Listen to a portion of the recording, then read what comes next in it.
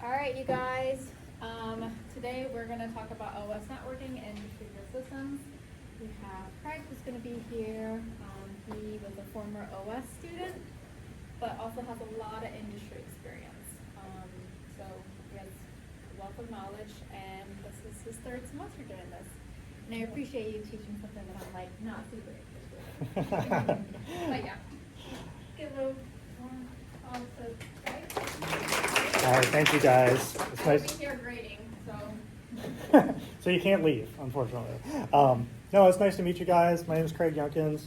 I'm a professional software engineer. After I studied at UMBC, I started to tech startups. The first one was a complete disaster. The second one went much better though, and was acquired by a digital communications company.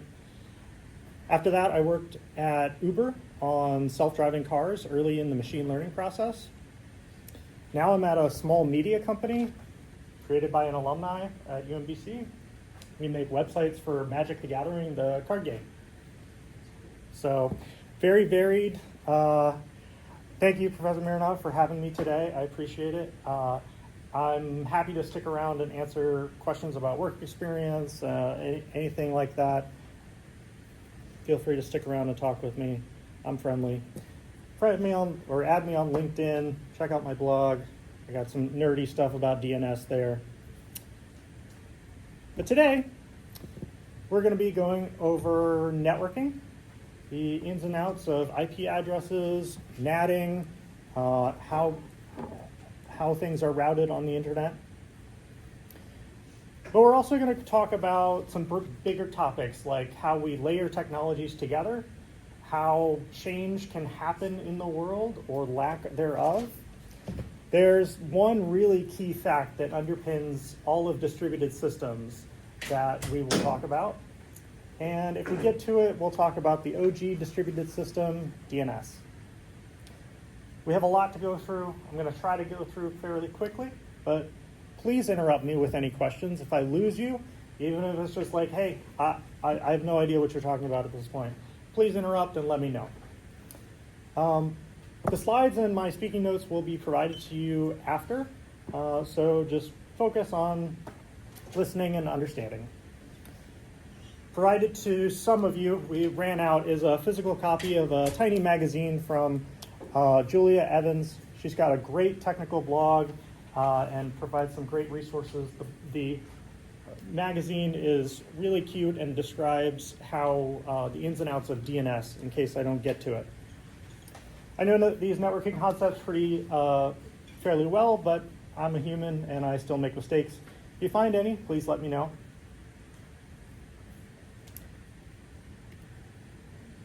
So, who cares about networking? So we have these really fast computers.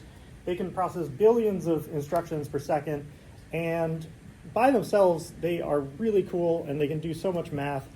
But a large portion of the value that we get from our computers is from their interconnectedness. So it's incredibly frustrating when the internet goes out. And that value is from data you don't have access to, code you don't have access to, or compute resources you don't have access to. So when you run a Google search query, in the milliseconds that it takes to respond to you, that request fans out across hundreds or thousands of computers. It accesses terabytes of data out of the petabytes of data that Google has access to, and it is completely infeasible for you to be able to run Google search on your mobile device. It is critical that we have the networking component. Also, when you do a technical interview, a really common one is to just ask, like, what happens when you go to google.com. There's so much depth that you can go into. You can talk for hours about the answer to that question, and you can really get a feel for how deep does a candidate's knowledge go. And so being able to answer that question in some degree of depth is really displays your technical knowledge.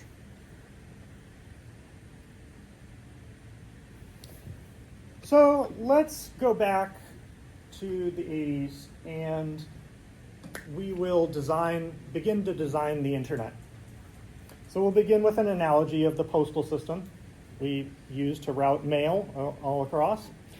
And that analogy feels very apt for wanting to send messages between computers.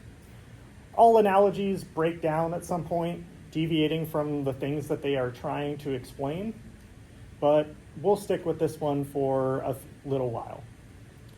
So the postal system, a key aspect of it is that there are addresses. How many do we need? So today, postal system has about 170 million delivery points, distinct addresses. This is the 80s. Mainframes are common. Personal computing is not really a thing. There are no cell phones. And so RAM is very expensive. And so we don't want to spend too much RAM on every address if we don't need it.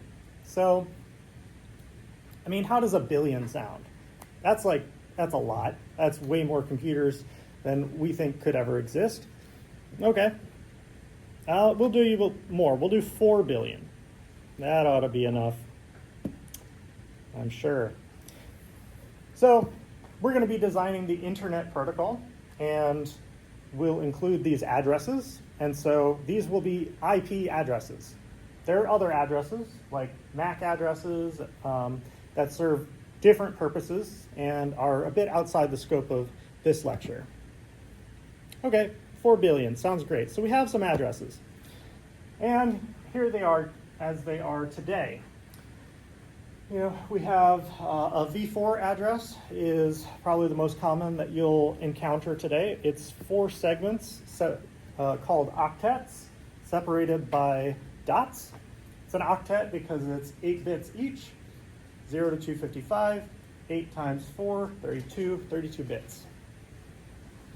These 6 addresses are the newer standard, and they are significantly longer. They are also hexadecimal.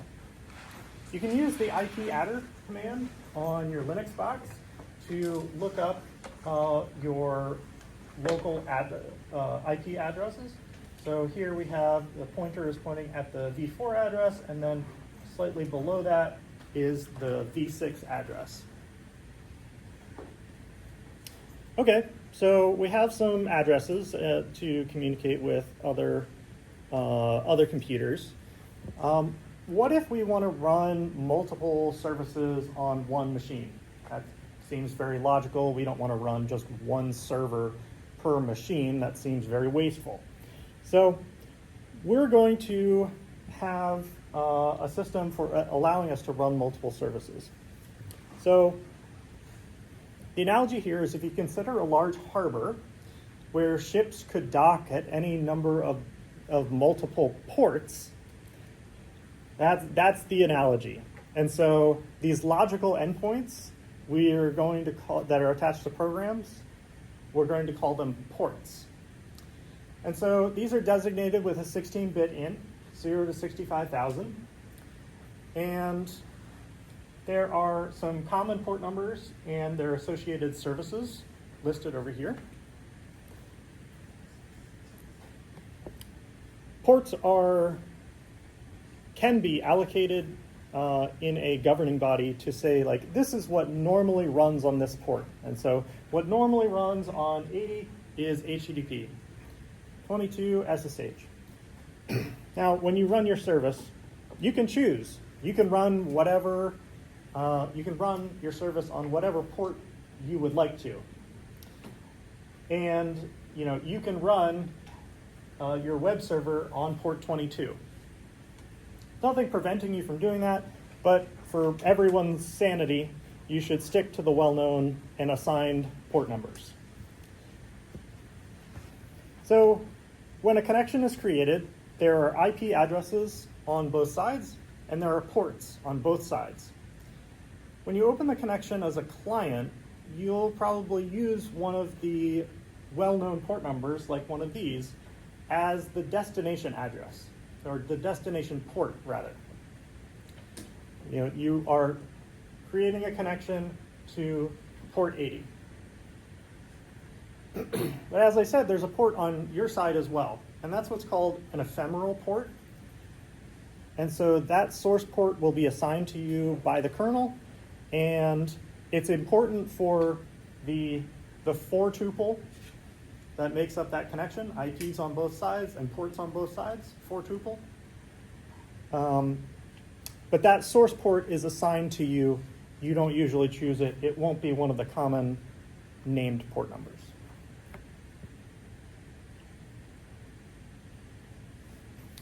So if we add in some actual content, some header details, then we have invented the user datagram protocol, UDP. So these are packets. Packets are units of data that are carried by the network. So we have up top here like the Ethernet frame, and then we have the IP layer and UDP header. And so you can begin to see some of that, how we are layering technologies, adding abstractions to be able to build up to more important things. At the lower levels, we're up here, and even above this, Ethernet is concerned with like the hop-to-hop communication. So this laptop to that access point, something like that, or the router that's close by. It's not dealing with communication like between my laptop and Google.com or something like that. It's concerned with the hop-to-hop transfer of data. And above that, we have other things like concern over when we're going over air, like if we're doing wireless, what frequencies are we using? What modulation are we using? If we're doing over copper, what's the signaling rate? Is it 100 meg, 1 gig, 10 gig? Is it over fiber? What laser frequencies are we using? Stuff like that. So all those things are options for the lower levels of the stack, and we build on top of that, and we build a common protocol on top. So for this class, we're not going to be talking about anything at the Ethernet level or below, but know that those are all mostly interchangeable. Like we can build on top of, we can build IP on top of copper, fiber, air, cellular, whatever. So in here, there are two layers that I want to focus on, the IP layer and then the UDP layer. And as part of the IP layer, you have these source and destination addresses. And then the other part that is important are these port numbers. And so these port numbers are actually part of the UDP layer. And so we'll get to the distinction, but it's important that the source ports, the ports are part of the UDP layer, and we'll see that UDP layer change in just a moment. But there's a kind of a clear separation of concerns. This is, the IP layer is routing to the box. What computer are you routing to? And then the source and destination ports, we said those are for applications. So the routing for what service on the box is handled by this layer. So we have that kind of clear separation of concerns. And the last thing is we have a little bit of data. Mango T is being sent as the data in this block.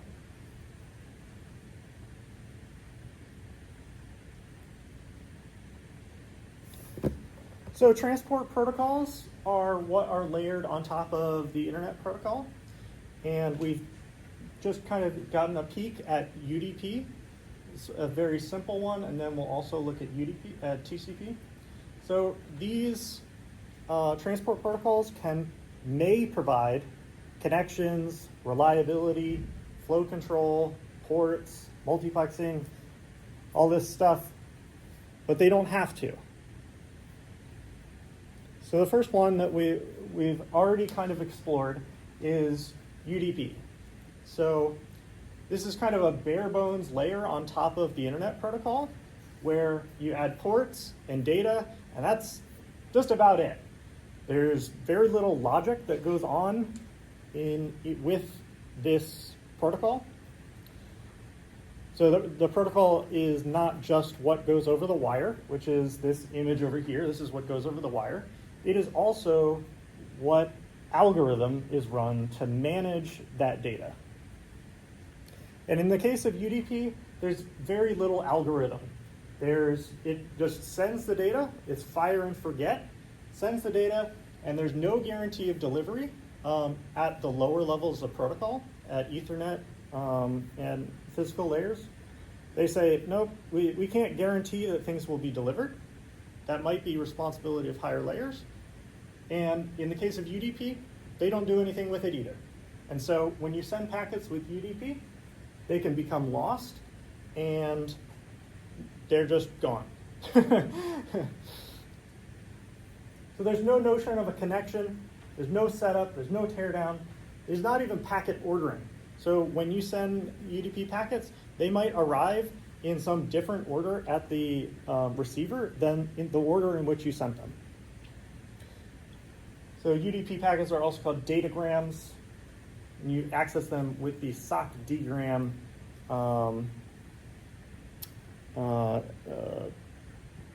enum in the socket interface. So what does that look like? Yeah, you get a request, you send a request for data, client server, send a request for data, server sends some data, some of the data gets dropped, nothing happens. Okay? I mean, this might seem a little bit silly, but it's a really good building block for higher level protocols. And there are some applications that can tolerate this kind of data loss. If you're on the phone and you lose 10 milliseconds of voice, you won't be able to notice. And so it's, and adding reliability, adding things on top of it, comes with trade-offs. And in some applications, like latency sensitive applications, you don't want to make those trade-offs. You want to make sure that the latency is the lowest that it can be, and you'll deal with the potential data loss at a higher level.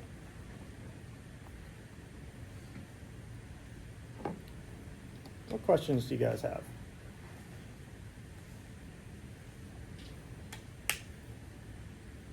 All right. You guys still awake?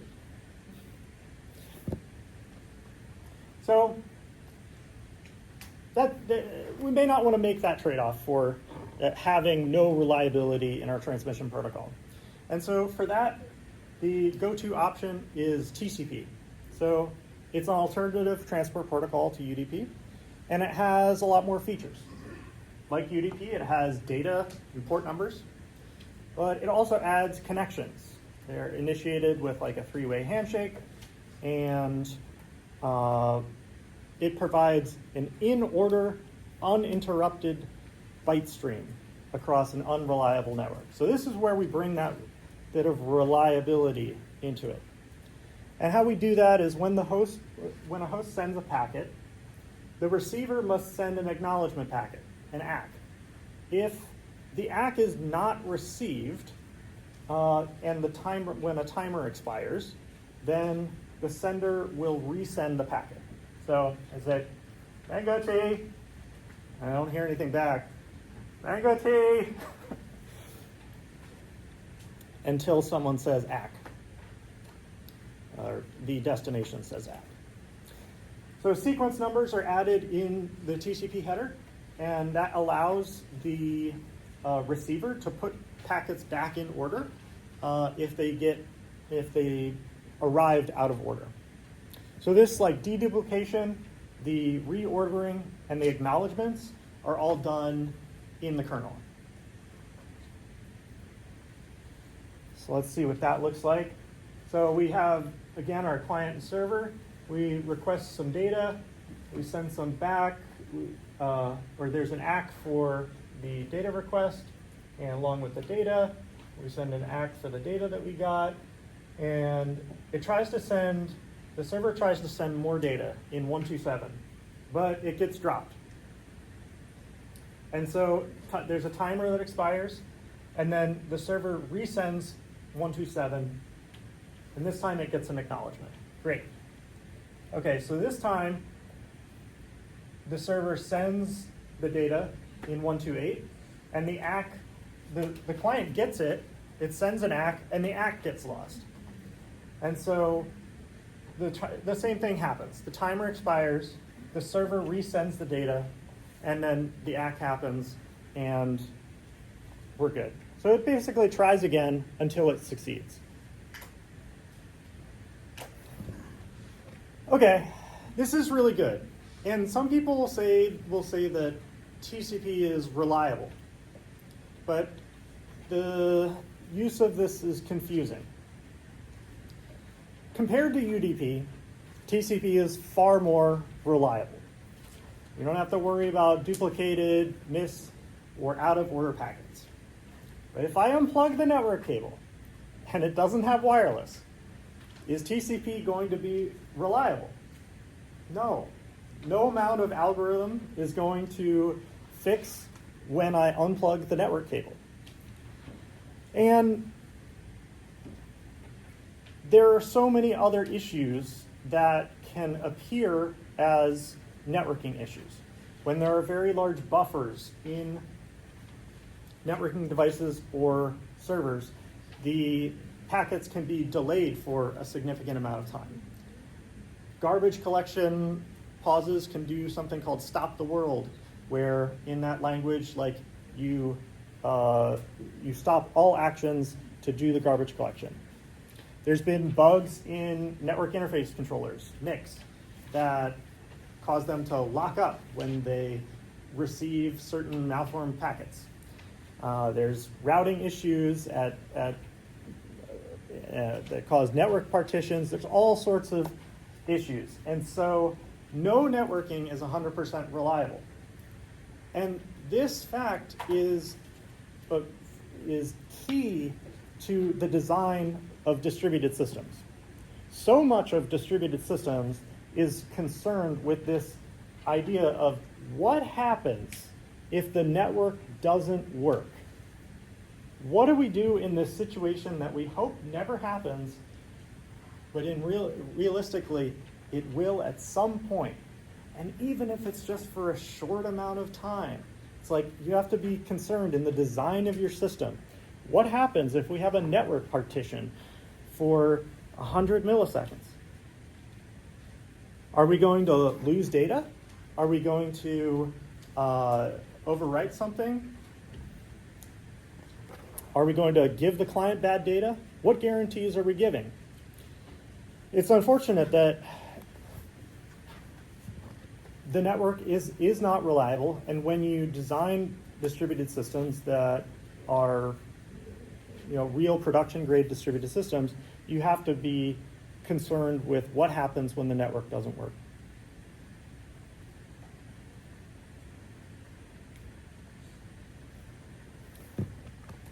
So I talked about these packets get lost, but you might be wondering, okay, why would we lose packets? Why don't we just make the network more reliable? So it's normal for there to be some amount of packet loss on a network path.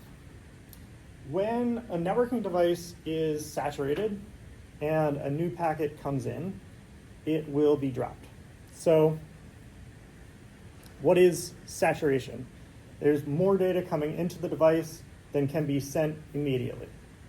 Some of these devices have small RAM buffers because they need to hold a packet for a short amount of time before they send it on its way.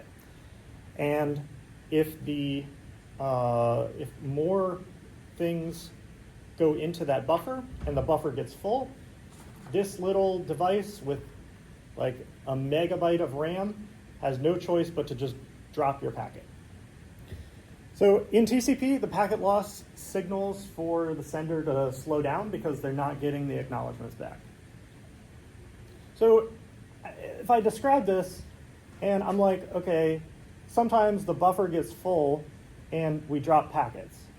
You might think, well, okay, why don't we just make the buffer bigger? Like, we have so much RAM in our phones and stuff. Like, surely we can just add more RAM to these devices, these switches, these access points, whatever. And you can do that, and it will reduce the packet loss, but it comes with an unintended side effect. So the reason that that buffer is full is because the device can't send the packets on their way quite yet. It's got too much. And so if you add more of a queue, you just increase the time that it takes for packets to get through the device. You won't drop as many packets, but it will take a long time for the individual packets to make their way through the queue. And this leads to higher latency. And it's called buffer bloat. So this is an online test that you can do for buffer bloat.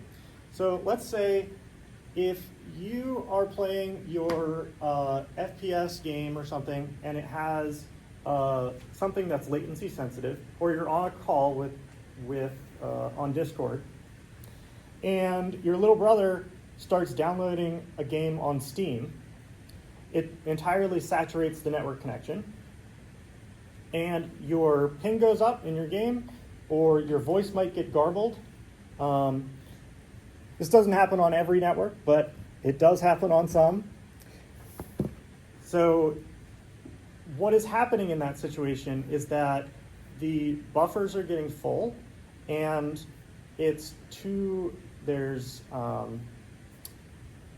your packets for your latency sensitive thing are getting held up in a long queue to be sent. So what this tool does is that it checks your ping to a server when there's no download going, and then it initiates a download, and while the download is happening, it is also pinging the server. And you can see here it's like, okay, when we're downloading, the ping skyrockets 162 milliseconds. You can blame this for why you lost your last Valorant game. On some connections, it's a lot worse on upload, especially like cable. Trying to do an upload to Google Drive or YouTube or something like that might severely impact your connection in other ways.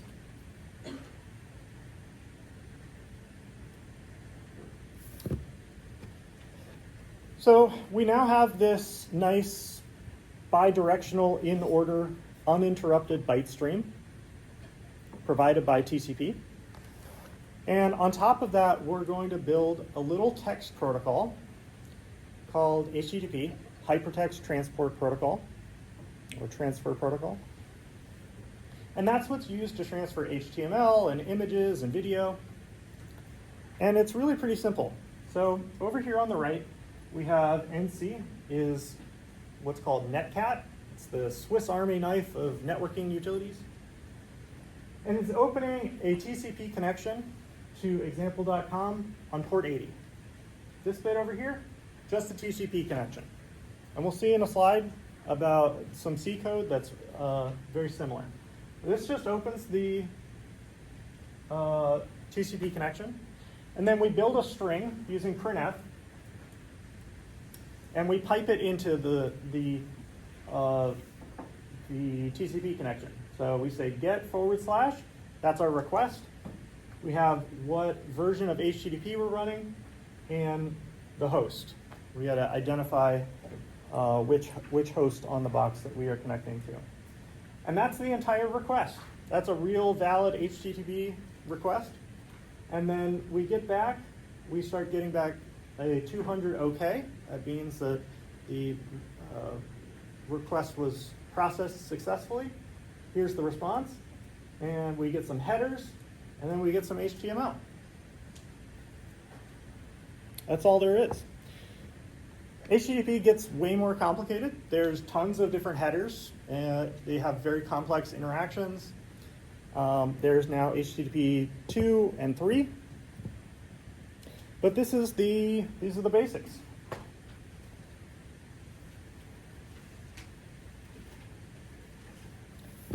So in your code,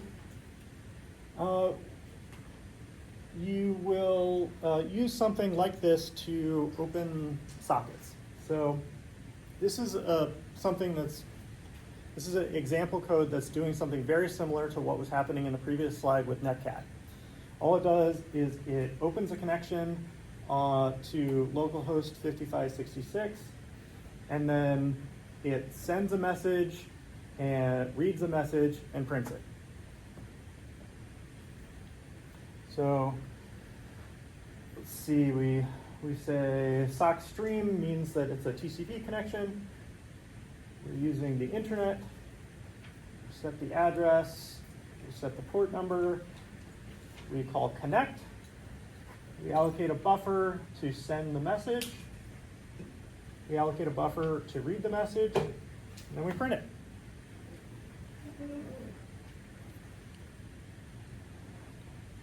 So there are other kinds of sockets, like for UDP. There are also raw sockets that are used for ping, Unix domain sockets, but this is for TCP.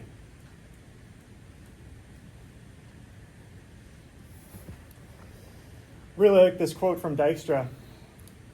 Computing scientists' main challenge is not to get confused by the complexities of his own making. I often feel like I'm like drowning in so much complexity that we made for these little photons that come off of this screen, you know? But abstractions are one of the biggest ways that we deal with that. So this is the process of hiding the complexity of a system by providing an interface that eases its manipulation.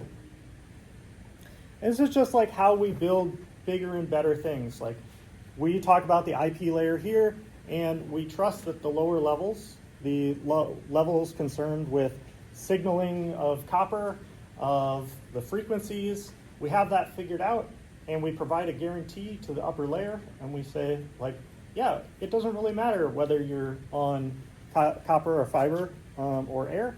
You know, IP is IP, and you can send your messages like this. So another example is files. So we have the same notion of a file, whether it's stored locally on a file system, whether it's in RAM, on a network storage. In all these cases, you just have the same file API, and you interact with it the same way.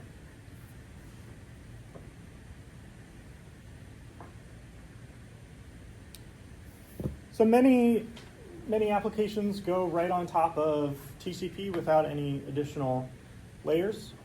You can see the layering beginning to happen here. So we talked about the higher layers with Ethernet, Wi-Fi, wires, whatever, IP layer, and then we stick the transport protocol on top. The numbers here, layers 2, 3, 4, refer to the OSI model. And it has a pretty strict definition of what networking layers are.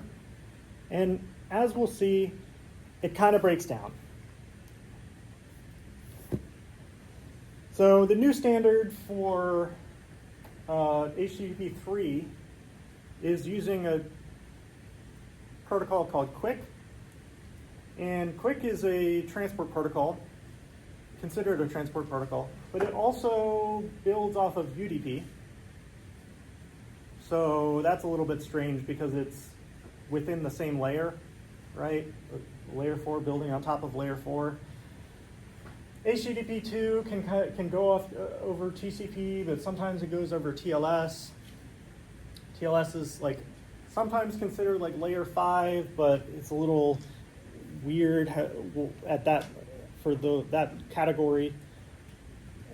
Yeah, it's at that point it's still looking pretty good, but when we bring DNS into the mix, it just gets messy. So DNS can go over UDP, it can go over TCP, it can go over TLS, it can go over HTTP.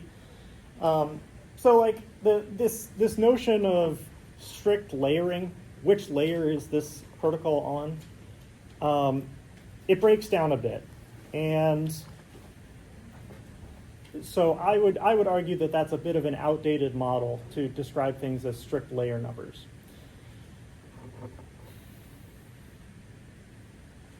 So I've described how important abstractions are.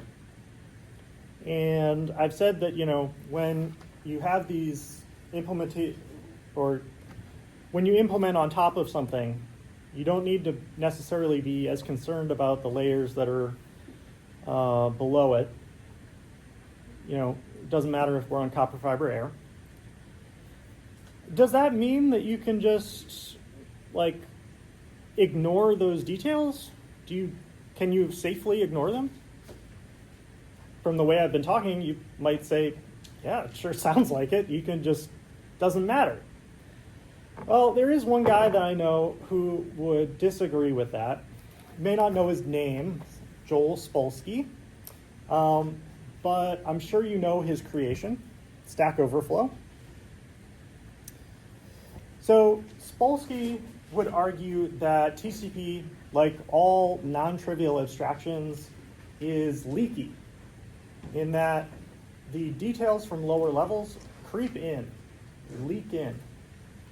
So for example, when TCP retransmission occurs, it means that there can be a wide latency variation during packet loss. So it's we get our packets, but they come in a semi-random, jittery timing. If I unplug the network cable, it still matters. And so, if you access a file, it matters for your random latency performance whether that file is in your RAM or on a network. So this can be viewed as, there's still some details about the lower levels that you need to care about. That's part of the reason that you're in this class, is so that you can learn about some of those details and how they might impact your application. It can also be viewed as the need for very careful specifications. So I would say that TCP guarantees that if your application receives some data, then you have already received the data that was earlier in the stream. It doesn't make promises about when it will come, that it will ever come. And it just says that if you got it, then you got all the previous data.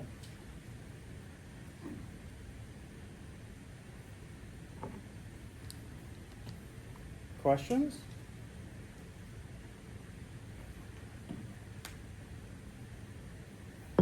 All right. We'll proceed to the elephant in the room. So, at the very beginning we said, all right, 4 billion addresses, that ought to be enough. Yeah, it wasn't. So, today there's over 8 billion people, many of whom have many devices.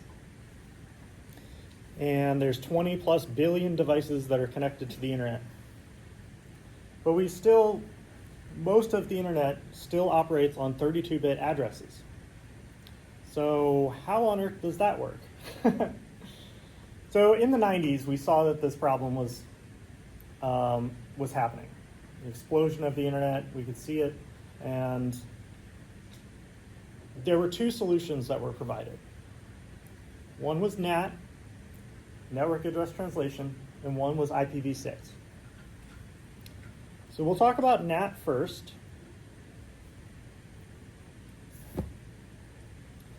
But first, we're going to designate some special sections on our v4 address space. So we're going to create these private ranges. And the private ranges are not routable on the public internet. They're only routable within smaller networks. So most addresses are publicly routable, that you can send your packet on the internet and it will find its way to whatever location the device that it is bound for.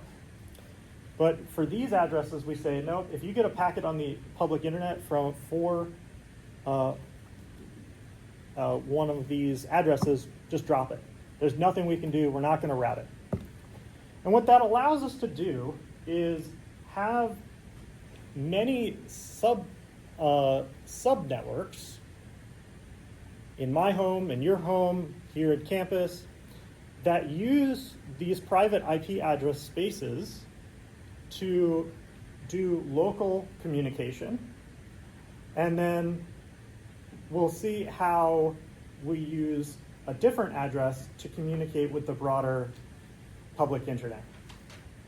But basically, we designate these private IP ranges, and we have many devices that are using the same private IP address space. So, for example, if at your home, you're probably on this 192.168.0.0 range, or 0 or 10.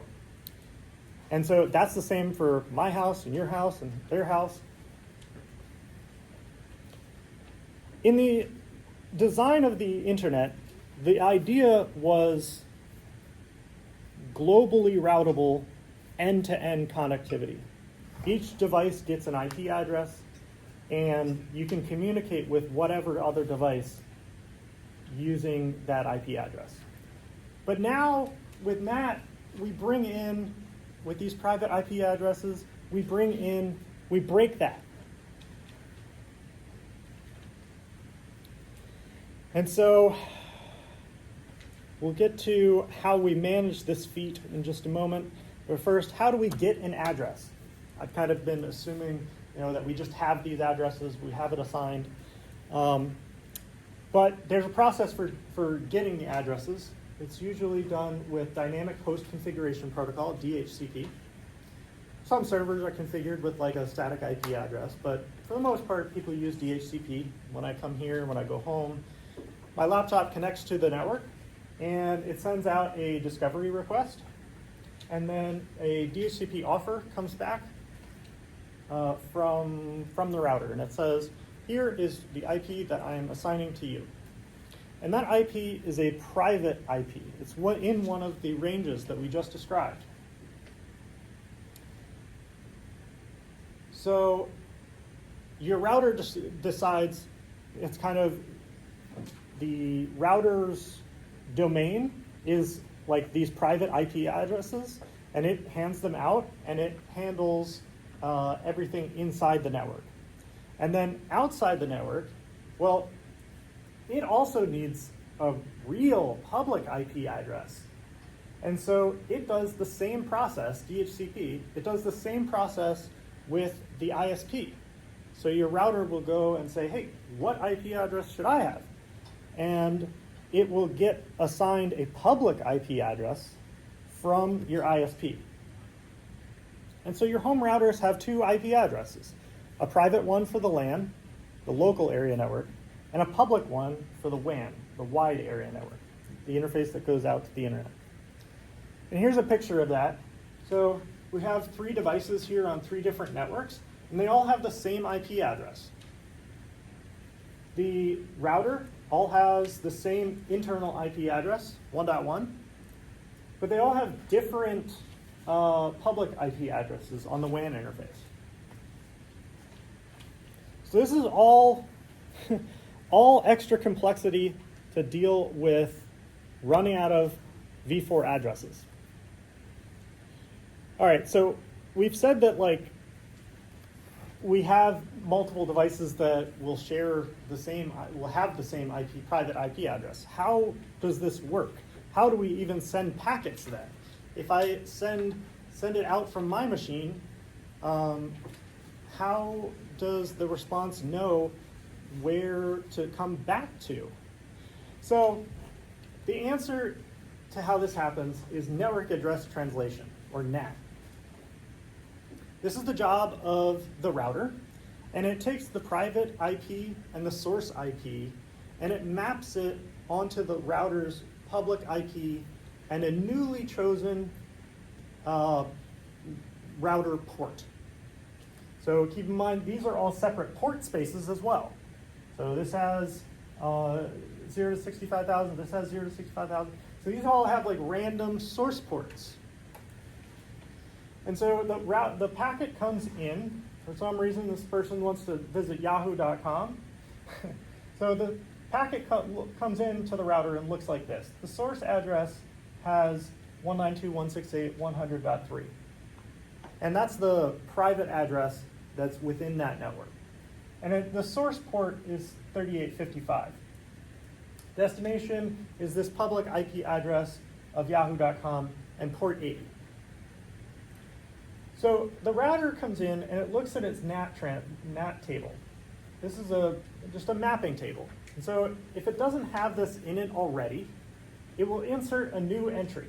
So it takes the source IP and port, puts it in there, and then it puts its public IP address, the address that it has already from the ISP.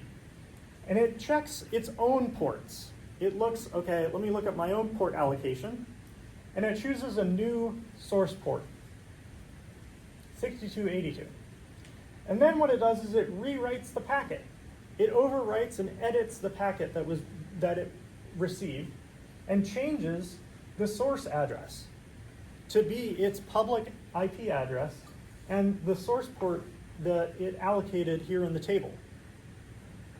So then it forwards it on. And yahoo.com doesn't actually know which device within the network this came from. But when the packet comes back from Yahoo, it'll come back to port 6282. And the router looks up in the table and does the reverse operation. It looks up, okay, 6282, that matches. So I'm going to rewrite the packet, edit the packet to change the destination to be the internal private IP address and the source port that I was originally given. And then it forwards it on the LAN interface, and it manages to get to the right computer.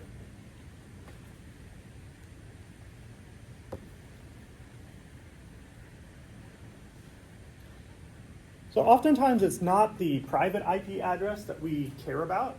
If you're running like a game server or something like that, then you don't really care about your private IP address. This isn't useful to your friend trying to connect to your game server. What you actually want is your public IP address. And so in order to get that, you can either ask the router, or you can go to a website that gets one of these packets. So like if you ask Google and you say, what is my IP?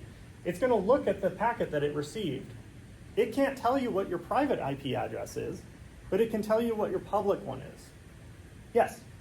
So does the router only know which device to send it back to after it fetch based on the port it gets back from the server? Yes. So there's, I'll talk about port forwarding in just a moment. That might help you. So I said, like, if you go to an external source, you can get your public IP address. Similarly, if you do like IP adder, like I showed before, that will only give you your private IP address, because it doesn't know what happens at the router path. It only knows about its local interface. So you can only get private from something like asking your local machine, and you can only get public by either talking to the router or going outside. So on average today, each v4 address is shared between 7 devices on average. So there's a lot of NATing going on. And there's a decent amount of overhead to do this operation. You have to rewrite all the packets. And so this is a limiting factor for like the speed of your internet frequently, is how fast of a, and they put actually pretty beefy CPUs in some of these routers because they have to do this. So again, NAT was created out of a necessity of the IPv4 address shortage and the explosion of the internet. It's kind of a hack, kind of like a kludge. It's it was quickly adopted out of necessity. It solved problems, and it continues to be widespread, but it was intended as a stopgap measure. So usually, or frequently, this is dynamically created. This NAT translation table is created when packets go out of the network, then they're allowed to come back in. But if you wanted to, say, host a game server or something like that, you might need to do what's called port forwarding. And what that is when you run your service, you run it on whatever port you want to run it on, and then you add a constant entry into the NAT table. And you say, for my workstation IP, you can run your web server on 8080, and then bind it on this side as the public IP port 80. And so when you can then run a server, so that when packets come into the router for 80, they'll get routed, look in the table, rerouted to the local machine, your workstation on port 8080, whatever, to host your game server or web server or anything. Yes? How do you get your NAT type from all this? What do you mean by NAT type? Like strict, moderate, open? I think that is talking about how well you can hole punch through the NAT. So NAT creates a bunch of problems for when we want to have devices connect directly to each other and not to a central server. So if I want to do peer-to-peer voice, like on Discord or something like that, I want to be able to just send my data to your machine and not bounce it off of a server. That would add latency. So the NAT type in that context, I believe, is referring to how hard it is to establish a connection between the two devices. In some cases, there's tricks where it's okay, you allocate a port in the table, and you communicate with a third party, some central server, and then if both people do that, and then they share the information for what the ports that were allocated, external ports were, with each other, then they can actually communicate with each other directly. I think that's hole punching. But yeah, I believe that refers to how difficult it is to work around the NAT.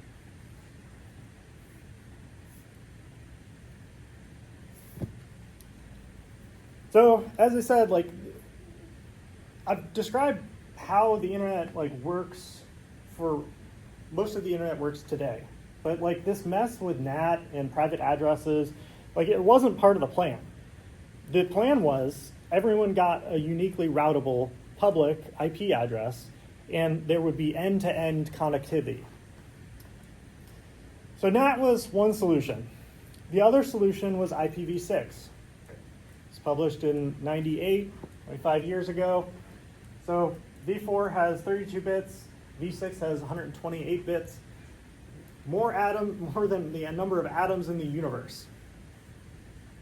Way more addresses than we could possibly need. And a primary goal of this was to prevent the address exhaustion. And so v4 was working well enough in regards, except for the address size space. It was this is working just fine. We don't want to change it. Don't fix it if it ain't broke. But so that led to v6 being designed as basically v4 with bigger addresses. And this created this situation in which there was very little motivation to adopt v6. So there are a couple other handful of changes, but it's largely an invisible other changes. So it's not really faster, it's not lower cost, it doesn't generate revenue, and so adoption of v6 is really, really slow. So we've had this like ongoing pain that we're experiencing with NAT. How hard it is to punch through the NAT to do peer-to-peer file transfers, to connect to people hosting games. But you know, we don't have end-to-end connectivity right now. So like, is NAT good enough? It's a valid question. It's a valid question. Like right now we are trying to adopt v6, and so we have to run v4 as well. So we have what's called a dual stack environment, and we pay the penalty of having both environments running at the same time. But with many things with v6 are a bit easier. Like peer-to-peer traffic is easier. We don't have to like do something like bounce it off of a fixed point. And it's something that I've experienced at work is like bridging networks with v4 is really painful. For example, if I have a project in Google Cloud and it has a 192.168 space, and then I have a project in AWS, and that has the same address space, oh man, it's really painful to try to get these to talk to each other. And the address costs, because there is scarcity, there is cost. So address costs are beginning to be pushed down to users. So for AWS, you now get like $4 a month per address. That doesn't sound like a lot, but when you have to have multiple IPs per load balancer, you have multiple load balancer, multiple environments, like it adds up pretty quickly.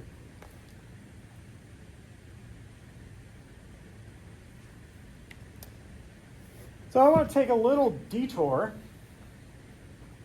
to talk about keyboard layouts.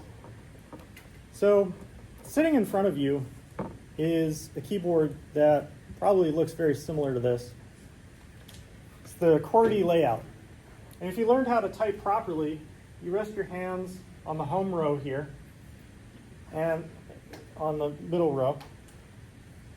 And that's the central to all the keys, right? Okay. So what's the most common letter in the English alphabet? E. Yes? Okay.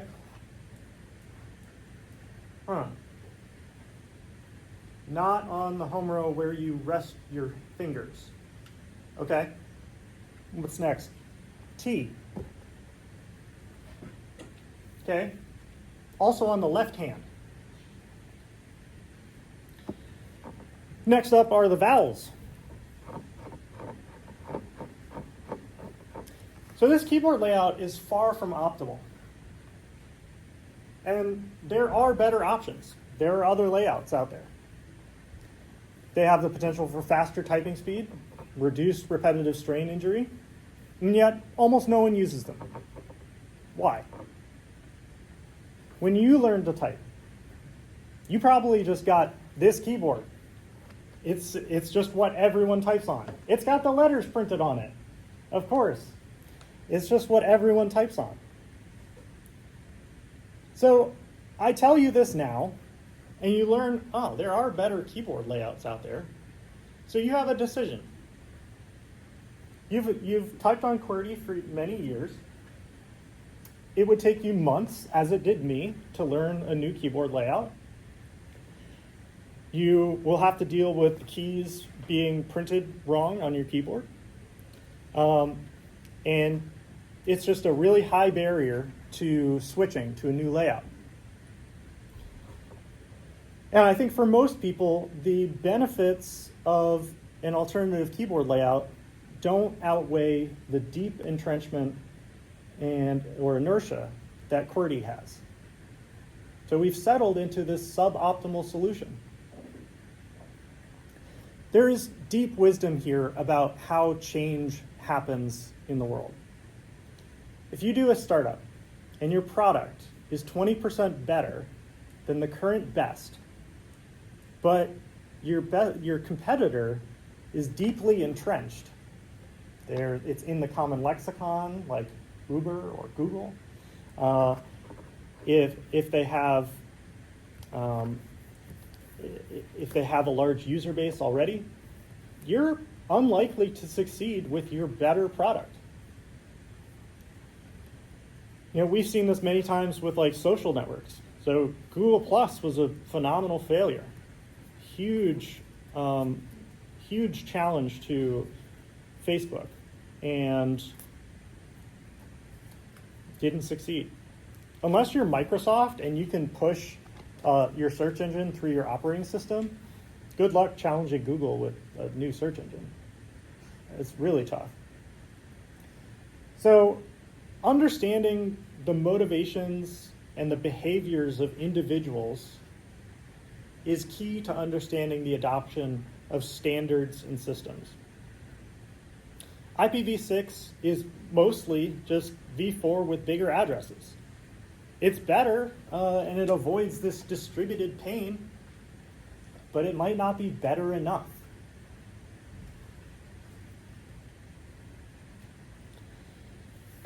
So we ran out of addresses, v4 addresses, in 2015. The governing body did. You can still acquire v4 addresses for servers through things like AWS or DigitalOcean or whatever. You can still buy the addresses on the private market. It's about $9,000 for a bundle of 256.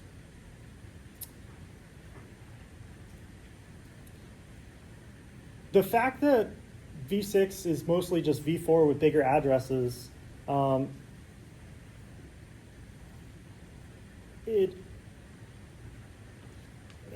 because NAT works well enough, we've seen very slow uptake of v6.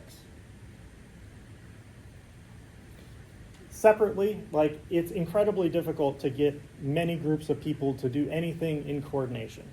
There's so many points in which so many companies, so many organizations that use and design around IP at this point, the Internet Protocol, that is extremely difficult to get all of them to do anything.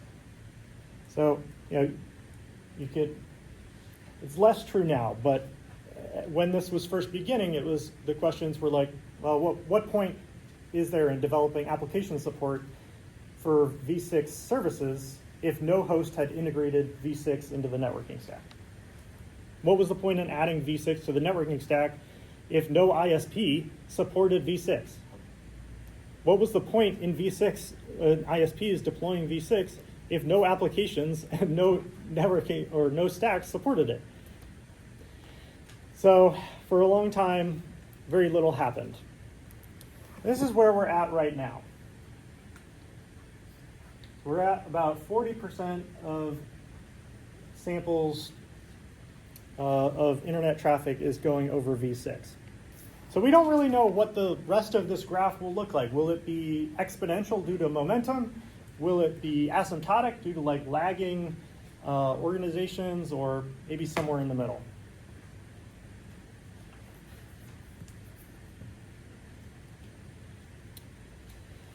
But, I still hold out hope for v6. We're getting there. I think it would be great to get it over the line. And when you go out into the workforce, you can enable v6 on services. So it's not very hard. These days, with something like AWS, it's pretty much a checkbox that you add, and you so enable it at the load balancer, and then you need a quad A record.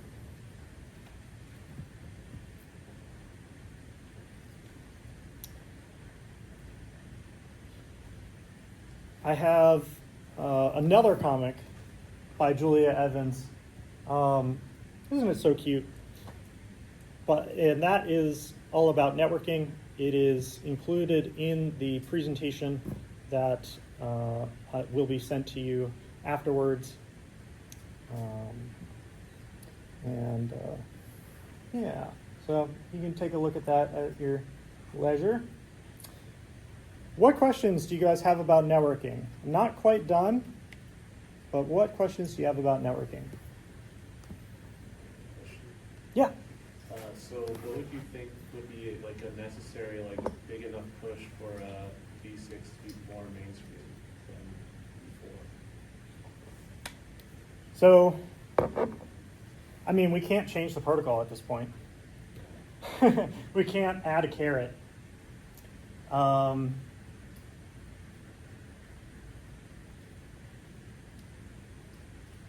think it's going to take people recognizing tragedy of the commons. So this is a phenomenon where like farmers that had shared farmland would overwork the land and make it unusable. It's called tragedy of the commons. And like it's a similar idea to having this like distributed pain. And I think it'll take people like you and me just recognizing that we should do this to get it done, and it's better if life will be better when things are a little simpler, when we only have one stack and just getting it done. Yeah, I wish there was a better answer.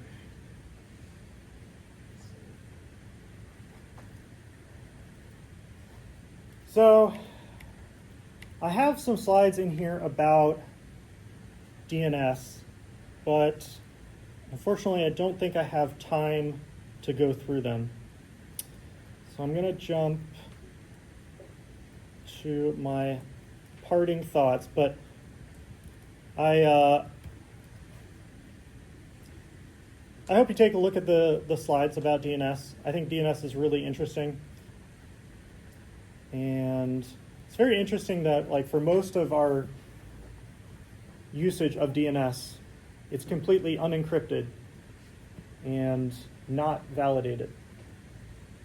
So if you're curious about how that could be, take a look at this.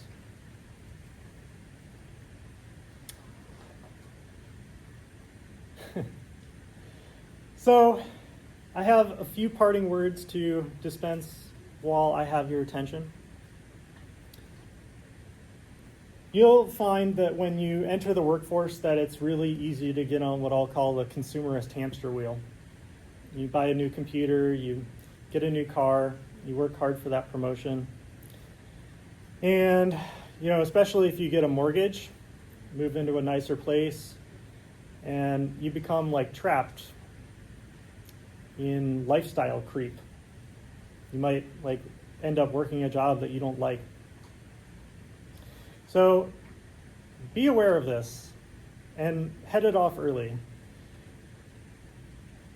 Spend time thinking about a different path to personal happiness, your positive impact on the world. So I know that you're all very intelligent just because you're here in this room with me. And I want to urge you to use that intelligence, that drive, that passion to make this world a better place. There's so many things that you can do. You can volunteer, you can teach, you can donate. Maybe you care a lot about AI and you want to shape it for good. Spend some time thinking about what you consider to be important and how you can use your skills to improve the world. One path is to spend your career working on important problems. You'll spend about 80,000 hours in your career. It's a heck of a lot of time. And that's the name of a nonprofit organization that tries to get people to spend their career in an impactful way. They have a fantastic kind of career guide.